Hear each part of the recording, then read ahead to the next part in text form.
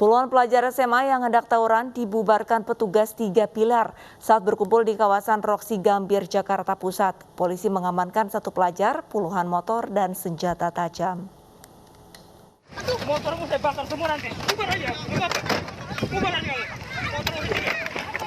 Kedatangan petugas 3 Pilar ke sebuah lahan kosong tempat berkumpulnya puluhan pelajar di kawasan Roxy Duri Pulo Gambir, Jakarta Pusat, sontak membuat para pelajar kocar-kacir. Secepat kilat, mereka berusaha melarikan diri agar tidak ditangkap oleh petugas. Dari penyisiran yang dilakukan petugas, didapati 10 pucuk senjata tajam jenis celurit yang disembunyikan para pelajar di balik semak-semak. Meski hampir sebagian besar pelajar berhasil kabur, namun petugas dapat mengamankan seorang pelajar serta belasan sepeda motor yang diduga sengaja diparkir di lokasi saat melakukan sweeping mencari lawan. Ada tawuran di Hasyim Asy'ari, Jalan Raya Hasyim Asy'ari, dan kita coba untuk menyelesaikan masalah yang tawuran, lari ke lapangan, dan sumbernya dari mana untuk kedua belah pihak. Kita juga sedang menyelidiki dan dibantu oleh pihak kelurahan, begitu juga dari 3 Pilar. Ada yang diamankan, Bang? Salah satu ada yang kita amankan karena sudah lengkap dengan barang bukti, di antaranya motor, begitu juga senjata tajam hampir 10 lebih yang kita amankan. Pembubaran paksa ini dilakukan menyusul adanya laporan dari warga sekitar terkait aktivitas nakal para pelajar yang diduga hendak melakukan aksi tawuran dengan kelompok pelajar lain di sekitaran Roxy.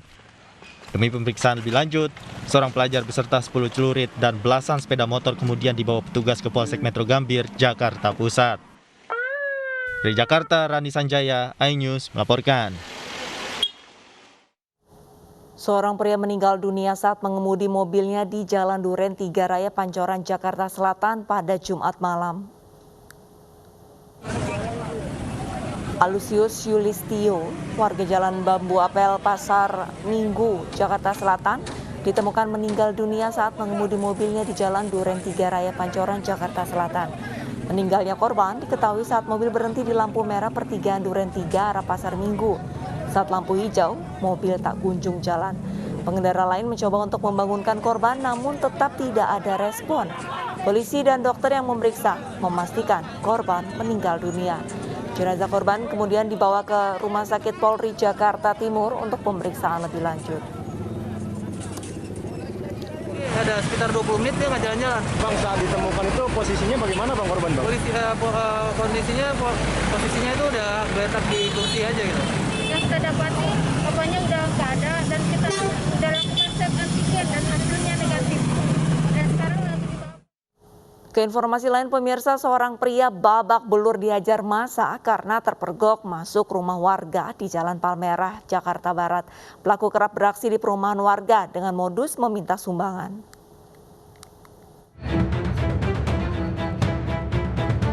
Seorang pria tertangkap tangan saat berusaha mencuri di salah satu rumah warga di perumahan Bea Cukai, Kelurahan Jatipulo, Kecamatan Palmerah, Jakarta Barat. Pelaku yang berniat mencuri barang berharga menerobos masuk ke dalam rumah, namun upaya pelaku gagal lantaran pemilik rumah memergokinya. Pelaku langsung ditangkap dan menjadi sasaran amukan warga. Modus pelaku dalam melancarkan aksinya yakni berpura-pura meminta donasi ke rumah-rumah warga. Warga melaporkan kasus tersebut ke pihak kepolisian. Nah, dia langsung nyamperin ke sini, modus minta sumbangan.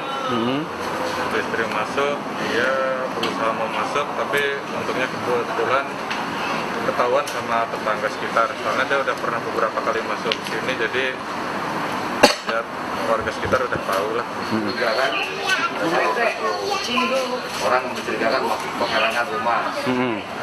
Radio imigrasi dari Pak RT dengan warga setempat, warga Pantai Bea bahwa yang bersangkutan sudah berulang kali dari mulai Juli masuk penghalangan rumah tanpa izin. Warga sudah geram, sudah berulang-ulang. Akhirnya baru hari ini ketangkap dengan warga sendiri. Hanya itu aja. Pelaku kemudian dibawa ke Mapolsek Palmerah untuk penyelidikan lebih lanjut. Dari Jakarta, Sofyan Firdaus, iNews melaporkan. Seorang tukang ojek di Sukabumi, Jawa Barat pemirsa dibegal oleh penumpangnya. Korban kini dalam kondisi kritis karena ditusuk di bagian perut.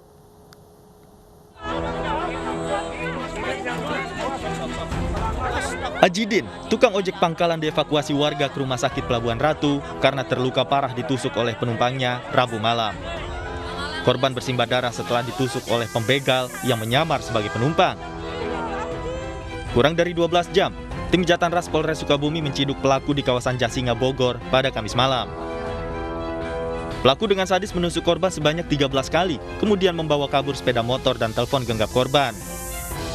Korban Ajut sedang bekerja menjadi tukang ojek, kemudian didatangi oleh RF, tersangka RF, untuk diantarkan ke Lebak Nangka, Desa Cicadas, kemudian Cisolok. Kemudian di Jalan Kampung Lebak Nangka, si tersangka ini meminta korban atau si Ajut, tukang ojek, untuk berhenti dengan alasan ingin buang air kecil. Karena korban merasa curiga, dia tetap jalan. Tersangka menarik jaket dan langsung menusuk korban. Polisi menyita barang bukti berupa sepeda motor milik korban dan senjata tajam yang digunakan untuk menusuk korban. Sementara korban hingga kini masih dirawat intensif di RSUD Pelabuhan Ratu. Dari Sukabumi, Jawa Barat, Budi Setiawan, iNews melaporkan. Setelah 5 hari buron, pria yang diduga pelaku pembunuhan istrinya di Banjarnegara, Jawa Tengah berhasil ditangkap. Pelaku ditangkap saat sedang menuju rumah orang tuanya.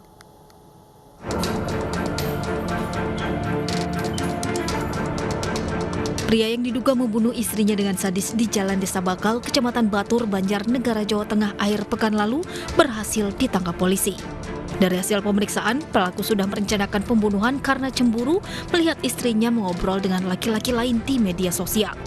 Akibat perbuatannya, pelaku terancam pasal pembunuhan berencana dengan ancaman hukuman mati atau penjara seumur hidup. Jadi yang bersangkutan ini memang sebelumnya 2 bulan terakhir ini sudah pisah ranjang, memang benar itu yang berita awal. Dan kemudian untuk masalah dia melakukan itu karena bukan permasalahan ekonomi, tetapi permasalahan kecemburuan, karena yang diduga korban ini dia memiliki pil pria idaman lain. Jadi yang bersangkutan korban ini masih bersama ada suami, tetapi karena pisah ranjang ada lelaki inisial Y itu mendekati korban dan melakukan chattingan di akun Facebooknya. Sebelumnya, Yohana, wanita berusia 21 tahun, dibunuh oleh suaminya sendiri, Randy, saat pulang kerja. Korban dihadang di tengah jalan, lalu setelah bertengkar, pelaku menusuk korban. Korban meninggal dunia ketika dibawa ke puskesmas. Warga sempat emosi dan berusaha membakar rumah pelaku, namun berhasil diredam kepala desa. Dari Banjarnegara, Jawa Tengah, Widodo Waluyo, iNews melaporkan. Sementara itu, pemirsa, misteri kematian sekretaris cantik yang membusuk di kantornya di Batang, Jawa Tengah pada bulan Juni lalu ini mulai terungkap. Pelaku merupakan kekasih korban yang dendam usai pertunangannya dibatalkan sepihak oleh korban.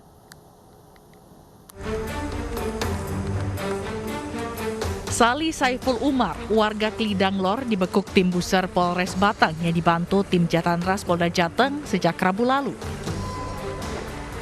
Pria berusia 24 tahun ini dipastikan menjadi pelaku tunggal pembunuhan Penta Febrilia yang jasadnya ditemukan di tempat kerjanya pada 13 Juni silam. Sali menganiaya korban hingga tewas dengan handuk yang ada di kamar mandi. Untuk menghilangkan jejak, tersangka meninggalkan kantor korban melalui jendela. Polisi sempat kesulitan mengusut kasus ini sehingga membutuhkan waktu 3 bulan untuk menemukan pelaku. Di kantor korban tersebut, jadi dengan cara dia mencekek lehernya dengan handuk sehingga korban meninggal dunia, dan kemudian 2 hari setelah itu barulah ada tanda-tanda dari warga setempat mencium bau yang tidak enak, sehingga ditemukanlah setelah ditobrak pintu kantor, maka ditemukanlah sosok mayat ini. Dari pengakuannya, Sali mengaku sakit hati akibat korban memutuskan tali cintanya dan mengembalikan cincin tunangan. Tersangka yang juga bekerja di pabrik pengolahan ikan itu akhirnya nekat menghabisi korban saat kantor sepi. Pihaknya apa? Balas dendam. Balas dendam. Karena apa? Cincin yang di tunangan dikembalikan. Kenapa mas? Cincin tunangannya dikembalikan, artinya diputus. Saya pakai tangan dilapisi dulu. Terus? Ya.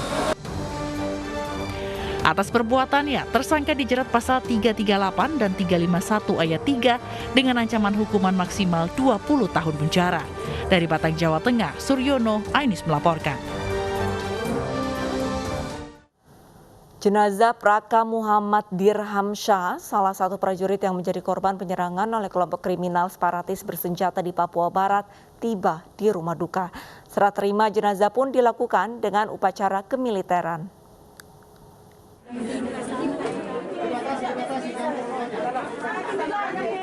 Isak tangis keluarga tak terbendung saat jenazah Praka Muhammad Dirhamsyah tiba di rumah duka di Kabupaten Pangkep setelah diberangkatkan melalui jalur darat dari Bandara Sultan Hasanuddin Makassar, Sulawesi Selatan. Tiba di lokasi, jenazah langsung dikeluarkan dari mobil ambulans untuk disolatkan. Sebelum pihak keluarga menyerahkan kepada anggota TNI untuk dilakukan upacara militer sebagai bentuk penghormatan terakhir kepada para korban yang telah gugur dalam menjaga keamanan negara. Usai upacara, jenazah diantar ratusan warga ke Taman Makam Pahlawan Mangilu Pangkep, Sulawesi Selatan untuk dikebumikan. Sebelumnya sore tadi, 2 jenazah prajurit TNI Angkatan Darat, Pratusul Ansyari Anwar dan Praka Muhammad Dirhamsyah tiba di Terminal Kargo Bandara Sultan Hasanuddin Makassar, Sulawesi Selatan.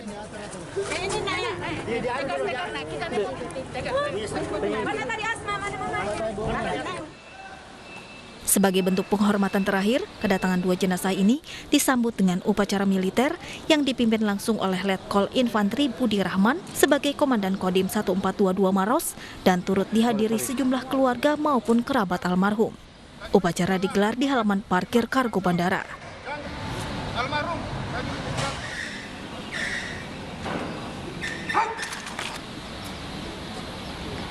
Hari ini kita mendapat perintah dari komando atas, dari Kodam 14 Hasanuddin untuk menerima 4 jenazah.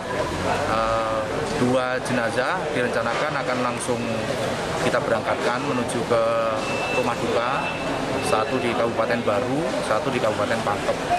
Kemudian ada 2 jenazah lagi yang nanti rencana akan diterima di sini, disemayamkan di sini untuk transit, karena jadwal penerbangan lanjutannya baru besok dilaksanakan.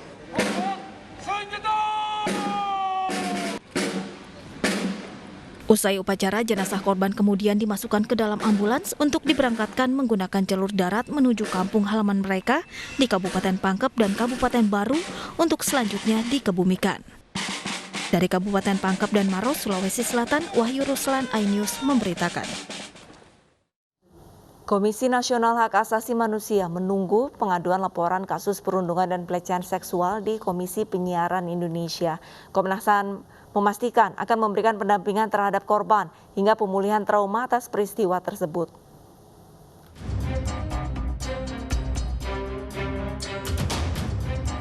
Pegawai Komisi Penyiaran Indonesia yang menjadi korban pelecehan seksual dan perundungan sesama pegawai batal mendatangi Komnas HAM hari ini.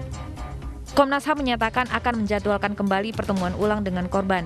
Selain itu, Komnas HAM akan memberikan pendampingan terhadap korban hingga pemulihan trauma. Ya, yang jelas begini, yang pertama kita akan upayakan adalah perlindungan keamanan. Gitu. Kita komunikasi nanti dengan LPSK supaya juga membantu perlindungan keamanan bagi korban. Itu yang pertama. Yang kedua, pendampingan. Pendampingan untuk juga mulai memulihkan trauma yang ada. Gitu. Dan juga setelah kasus ini beredar, Polres Jakarta Pusat turun tangan untuk menyelidiki. Dugaan pelecehan seksual dan perundungan terhadap seorang pegawai KPI belakangan ramai jadi perbincangan publik dari hasil pesan berantai yang diterima di masyarakat. Dalam rilis pesan yang tersebar, korban mengaku dibully dan mendapat perlakuan tidak senonoh dari pelaku sejak tahun 2011. Sebagaimana dalam pengakuan korban dalam rilis yang beredar, korban mengaku telah mengajukan laporan kepada polisi, namun sempat kandas. Kini polisi telah menindaklanjuti kasus ini secara transparan, termasuk memeriksa sejumlah saksi. Lebih lanjut, polisi akan bekerja sama dengan KPI dalam mengungkap kasus pelecehan seksual ini. Tim Liputan iNews melaporkan. 6 orang pemuda terekam CCTV saat membegal seorang wanita karyawan restoran di Kota Padang, Sumatera Barat. Para tersangka berhasil diringkus polisi saat hendak kabur ke daerah Pekanbaru.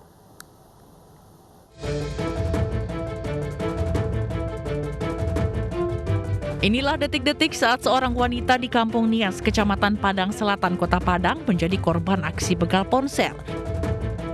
Meski korban mencoba mempertahankan hartanya, ia tidak bisa berbuat banyak karena diancam pelaku dengan senjata tajam.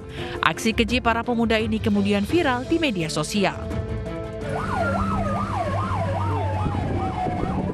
Setelah menerima laporan korban, tim Kelewang dari Satreskrim Polresta Padang memburu para tersangka yang akan melarikan diri ke daerah Bukit Tinggi. Para pemuda ini ditangkap di daerah Aur Kuning, Bukit Tinggi saat berada di atas mobil travel dengan tujuan Pekanbaru.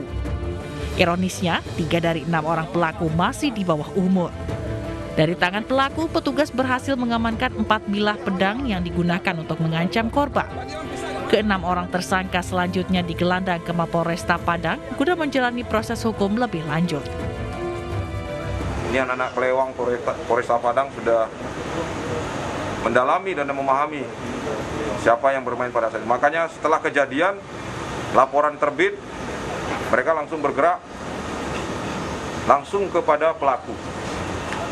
Nah, ini kerja keras dan jaringan informasi masyarakat yang sangat berguna sekali untuk mengungkap kasus. Atas perbuatannya, tersangka dijerat dengan pasal 363 KUHP tentang pencurian dengan kekerasan dengan ancaman hukuman maksimal 9 tahun penjara. Dari Padang, Sumatera Barat, Budi Sunandar, iNews melaporkan.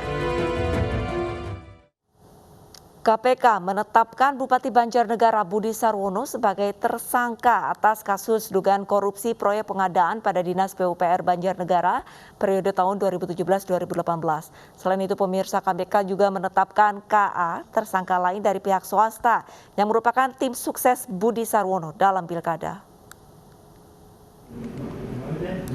Ketua KPK Firly Bahuri menegaskan konstruksi perkara kasus dugaan korupsi oleh Bupati Banjarnegara Budi Sarwono dimulai dari saat Budi dilantik menjadi Bupati Banjarnegara 2017-2022. Budi berperan aktif dengan ikut langsung dalam pelaksanaan pelelangan pekerjaan infrastruktur, diantaranya membagi paket pekerjaan Dinas PUPR, mengikut sertakan perusahaan milik keluarganya, dan mengatur pemenang lelang. Budi diduga telah menerima komitmen fee atas berbagai pekerjaan proyek infrastruktur di Kabupaten Banjarnegara sebesar 2,1 miliar rupiah. Tetapkan 2 orang tersangka, antara lain atas nama BS, yaitu Bupati Kabupaten Banjarnegara periode 2017-2022. Dan tersangka kedua adalah K. 17 aparatur sipil negara tersangka pemberi suap Bupati Probolinggo diperiksa di Mapolres Probolinggo. Mereka diduga menyuap Bupati agar diangkat menjadi kepala desa.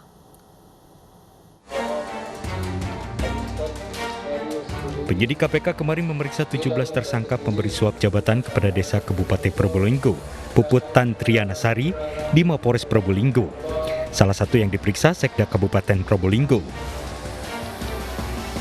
Mereka yang diperiksa merupakan ASN yang rencananya diangkat menjadi pejabat sementara kepala desa di beberapa wilayah Probolinggo, Jawa Timur. Mereka harus menyerahkan upeti 20 juta rupiah dan setoran tanah kas desa dengan tarif 5 juta per meter sebagai syarat mengisi jabatan kades. Penyidik KPK memanggil dan memeriksa sejumlah tersangka lainnya yang telah kami umumkan pada waktu yang lalu. Ada 17 orang tersangka, yaitu MW dan kawan-kawan. Bupati Probolinggo Puput Tantriana Sari beserta suaminya, anggota DPR RI Hasan Aminuddin, ditahan setelah terjaring operasi tangkap tangan KPK. Mereka diduga menerima suap terkait jual beli jabatan kepala desa. Total 22 orang telah ditetapkan sebagai tersangka oleh KPK. Tim Liputan iNews melaporkan. Di saat maraknya pejabat publik dan kepala daerah terjaring kasus korupsi, pemirsa, rakyat miskin terus berjuang untuk bertahan hidup. Seperti seorang kakek di Nias, Sumatera Utara yang tinggal seorang diri di gubuk reyot di tengah hutan.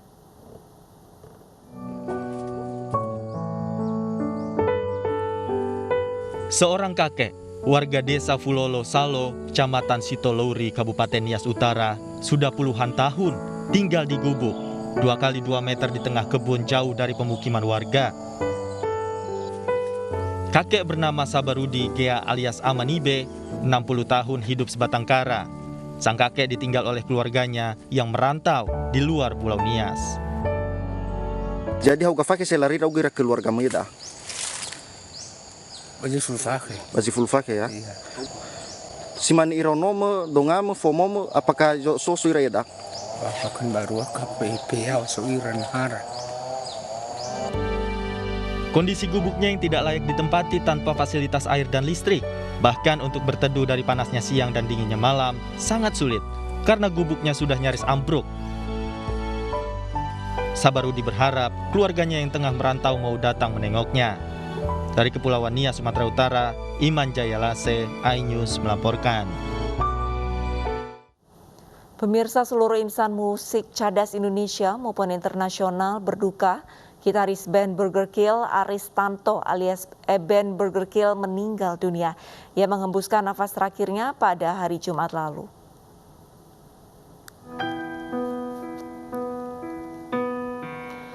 Band Burger Kill, begitu musisi ini dikenal. Gitaris yang bernama asli Aris Tanto ini menghembuskan nafas terakhirnya di Rumah Sakit Bungsu Bandung pada Jumat sore. Berita duka ini dikonfirmasi oleh salah seorang sahabat almarhum yang sempat pingsan di lokasi syuting untuk acara Burger Kill yang berkolaborasi dengan Ahmad Dhani. Ucapan duka cita terus membanjiri di media sosial untuk band Burger Kill. Mereka sangat kehilangan sosok sang musisi tersebut. Selamat jalan band Burger Kill, karyamu akan tetap abadi.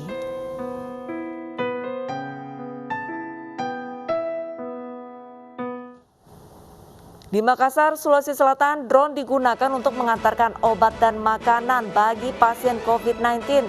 Selengkapnya akan kami hadirkan usai jeda.